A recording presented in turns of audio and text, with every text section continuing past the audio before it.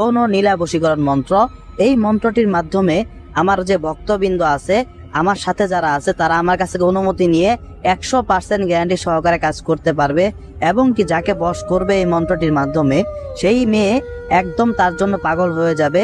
যখনই তার কাছে ডাকবে তখনই তার কাছে চলে আসবে, যা বলবে তাই করবে, এবং কি গোলামের মতো হয়ে থাকবে এবং গোলাম হয়ে পায়ের কাছে পড়ে থাকবে। 100% গ্যারান্টি, এটাকে 100% গ্যারান্টি বললাম এবং কি 100% চ্যালেঞ্জ করলাম। যারা বলবে যে এটার মাধ্যমে হবে না, তাদেরকে আমি চ্যালেঞ্জ করলাম, তাদেরকে আমি করে দেখাবো 100%।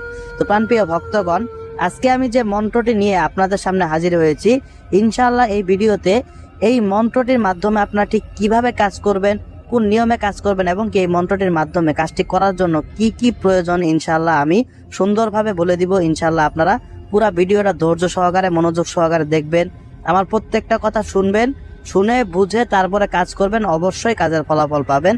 অবশ্যই আপনার যে পছন্দের নারী আছে, যে মেয়ে আছে, যাকে আপনি খুবই পছন্দ করেন, তাকে আপনি বশ করতে পারবেন। বশ করে আপনার মনের আশা আকাঙ্ক্ষা পূরণ করতে পারবেন, 100% গ্যারান্টি। তো প্রাণপ্রিয় ভক্তগণ, আজকে আমি যে মন্ত্রটি নিয়ে আপনাদের সামনে হাজির হয়েছি, এই মন্ত্রটি আপনারা স্ক্রিনে দেখতে পারতেছেন।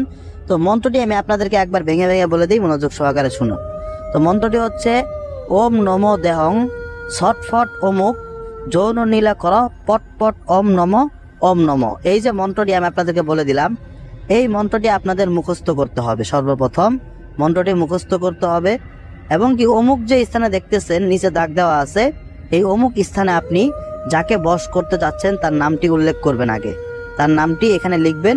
লেখার পর আপনারা এই মন্ত্রটি মুখস্থ করবেন। একদম মুখস্থ করার পর এই মন্ত্রটি আপনাদের সিদ্ধ করতে হবে। এই মন্ত্রটি সিদ্ধ করার জন্য আপনারা যে কোনো একটা নির্জন স্থান বেছে নেবেন, এবং কি সময়টি আপনারা নির্ধারণ করবেন ফজর নামাজের পরে।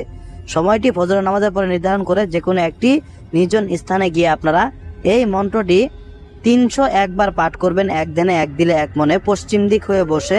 তাহলে এই মন্ত্রটি সিদ্ধ হবে 100%। মন্ত্রটি সিদ্ধ করার পরে এই মন্ত্রটির মাধ্যমে আপনারা কাজ করতে পারবেন খুব সহজে। এই যে দেখতেছেন, এই মন্ত্রটির নিচে লেখা আছে 3 বার পাঠ করতে হবে। এই মন্ত্রটি আপনাদের কাজ করার জন্য 3 বার পাঠ করতে হবে শুধু। তো এই মন্ত্রটি আপনারা একটু বালি নেবেন, বালি আপনার হাতে নেবেন, নিয়ে এই মন্ত্রটি 3 বার পাঠ করে সেই বালির উপর আপনি ফু দিবেন।